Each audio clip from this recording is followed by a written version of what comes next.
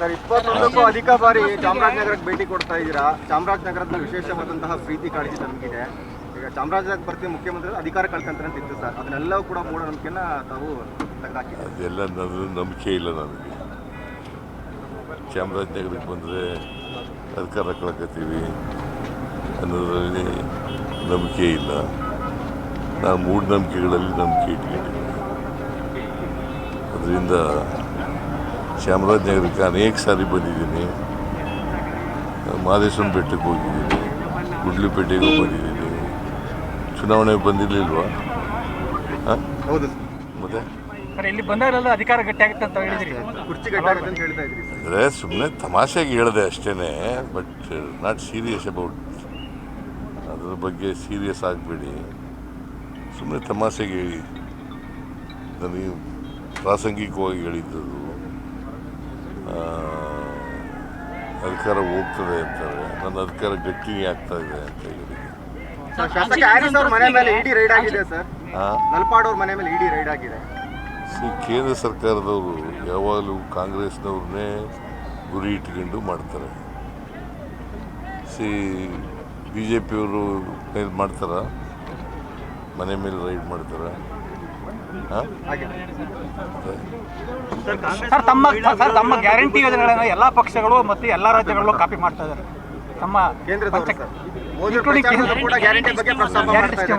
ಈಗ ಯಾರು ವಿರೋಧ ಮಾಡಿದ್ರು ಅವ್ರಿಗೆ ಈಗ ಗೊತ್ತಾಯ್ತಲ್ಲ, ಗ್ಯಾರಂಟಿ ಯೋಜನೆಗಳು ಬಡವ್ರಿಗೋಸ್ಕರ ಇರ್ತಕ್ಕಂಥ ಕಾರ್ಯಕ್ರಮಗಳು ಅಂತ ಗೊತ್ತಾಯ್ತಲ್ಲ.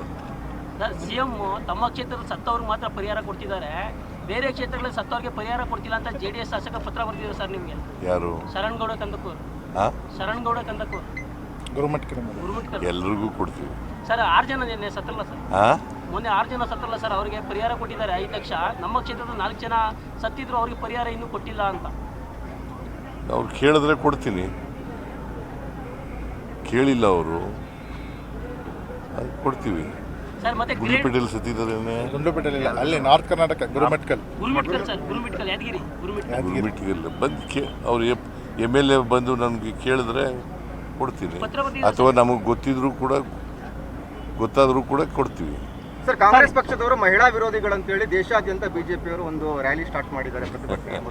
ಬಿಜೆಪಿಯವರೇ ಮಹಿಳಾ ವಿರೋಧಿಗಳು. ಮಹಿಳಾ ಮೀಸಲಾತಿಗೆ ಯಾವಾಗ ಶುರುವಾದ್ದು ಮಹಿಳಾ ಮೀಸಲಾತಿ? 73, 74 ಅಮೆಂಡ್ಮೆಂಟ್ ಮಾಡಿದವ್ರು ಯಾರು? ಅದನ್ನು ವಿರೋಧ ಮಾಡಿದವ್ರು ಯಾರು? 73, 74 ಅಮೆಂಡ್ಮೆಂಟು ಮಹಿಳಾ ಮೀಸಲಾತಿಯನ್ನು ಲೋಕಲ್ ಗೌರ್ಮೆಂಟ್ಸ್ಗಳಲ್ಲಿ ಕೊಡಬೇಕು ಅಂತ ಮಾಡಿದವರು ಕಾಂಗ್ರೆಸ್ನವರು. ಅದನ್ನು ರಾಜ್ಯಸಭೆಯಲ್ಲಿ ಕೆಡುವುದವ್ರು ಯಾರು? ಯಾರ್ರೀ ಗೊತ್ತಾ ನಿಮಗೆ? ಮತ್ತು ಇದನ್ನು ಮಾಡಿದವ್ರು ಯಾರು? 73rd, 74th ಅಮೆಂಡ್ಮೆಂಟ್ ಮಾಡಿದವ್ರು ಯಾರು? ರಾಜೀವ್ ಗಾಂಧಿಯವರು ಯಾವ ಪಾರ್ಟಿಯವರು? ಮತ್ತು ಅದನ್ನು ವಿರೋಧ ಮಾಡಿದವರು NDA ವಿರೋಧ ಮಾಡಿತ್ತು. NDA ಅಂದರೆ ಯಾರು? BJP. ಮತ್ತು ಅವರು ಈಗ ರಾಜಕೀಯ ಮಾಡಲಿಕ್ಕೋಸ್ಕರವಾಗಿ ಡಿಲಿಮಿಟೇಷನ್ನು ಸೇರಿಸಿ ತಂದಿದ್ದಾರೆ. ನಾವು ವುಮೆನ್ ರಿಸರ್ವೇಷನ್ಗೆ ವಿರೋಧ ಅಲ್ಲ, ಡಿಲಿಮಿಟೇಷನ್ಗೆ ವಿರೋಧ ಅಷ್ಟೇ. ಡಿಲಿಮಿಟೇಷನ್ ಕೋರ್ಟ್ಗೆ ಹೋಗಿತ್ತಲ್ಲ ಸರ್, ಕೋರ್ಟಲ್ಲಿ ಈ ಬಾರಿ ಗ್ರೇಡ್ ಬೇರೆ ಮಾರ್ಕ್ಸ್ ಕೊಡಿ ಅಂತ ಕೊಡಿ ಅಂತ. ಈ ವರ್ಷ ಮಾರ್ಕ್ಸ್ ಕೊಡಿ, ಮುಂದಿನ ವರ್ಷ ನೀವು ತೀರ್ಮಾನ ಮಾಡಿ ಅಂತ ಹೇಳಿದರು.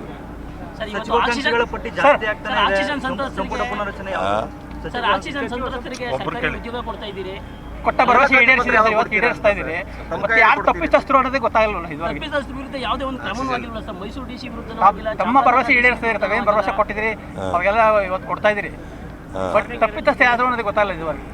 ತಪ್ಪಿತಸ್ಥರು ಅಂದರೆ ಆಕ್ಸಿಜನ್ ದುರಂತದಲ್ಲಿ ಆಕ್ಷನ್ ತಗೊಳಕ್ಕೆ ಅಧಿಕಾರಿಗಳು ಅಲ್ಲಿ ಹೇಳ್ತೀನಿ, ಅಧಿಕಾರಿಗಳ ಜೊತೆ ಅಲ್ಪಸಂಖ್ಯಾತರಿಗೆ ಹೈಕಮಾಂಡಿಗೆ ಪತ್ರ ಬರೆದಿದ್ದಾರೆ ಸರ್. ಹಾಗಾಗಿ ಅದ್ರ ಬಗ್ಗೆ ರಿಯಾಕ್ಷನ್ ಸರ್? ಏನಂತ?